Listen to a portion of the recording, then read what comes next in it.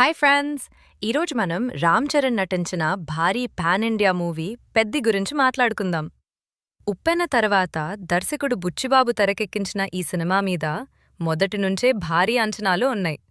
ముఖ్యంగా Ram Charan, AR Rahman combination కావడంతో ప్రేక్షకుల్లో మరింత ఆసక్తి పెరిగింది.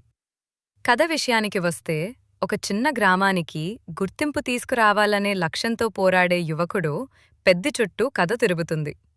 క్రికెట్ ఆటగాడిగా ప్రారంభమైన అతని ప్రయాణం తర్వాత కుస్తీ మరియు అథ్లెటిక్స్ వరకు ఎలా వెళ్ళింది, తన గ్రామం కోసం అతను చేసిన త్యాగాలు ఏమిటి అనేదే సినిమా ప్రధాన కథాంశం.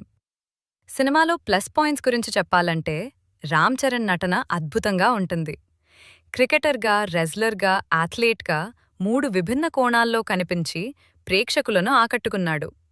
ప్రతి ఫ్రేమ్లో ఆయన కష్టం కనిపిస్తుంది. ఏఆర్ రెహమాన్ అందించిన నేపథ్య సంగీతం సినిమాకు మంచి బలంగా నిలిచింది.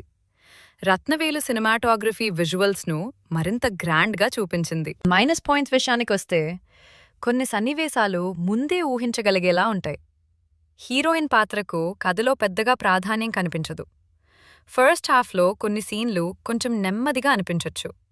అయితే సెకండ్ హాఫ్లో వచ్చే కుస్తీ పోటీలు, ఎమోషనల్ సన్నివేశాలు సినిమాను మరో స్థాయికి తీసుకెళ్తాయి. క్లైమాక్స్ ప్రేక్షకులను భావోద్వేగానికి గురిచేస్తుంది. మొత్తంగా చెప్పాలంటే, పెద్ది ఒక emotional sports drama. Ram Charan అభిమానులతో పాటు మంచి కథలను ఇష్టపడే ప్రేక్షకులకు కూడా ఈ సినిమా నచ్చే అవకాశం ఉంది.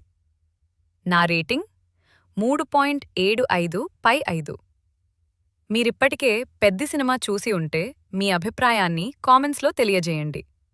వీడియో నచ్చితే లైక్ చేయండి, ఛానల్ను సబ్స్క్రైబ్ చేయండి. ధన్యవాదాలు.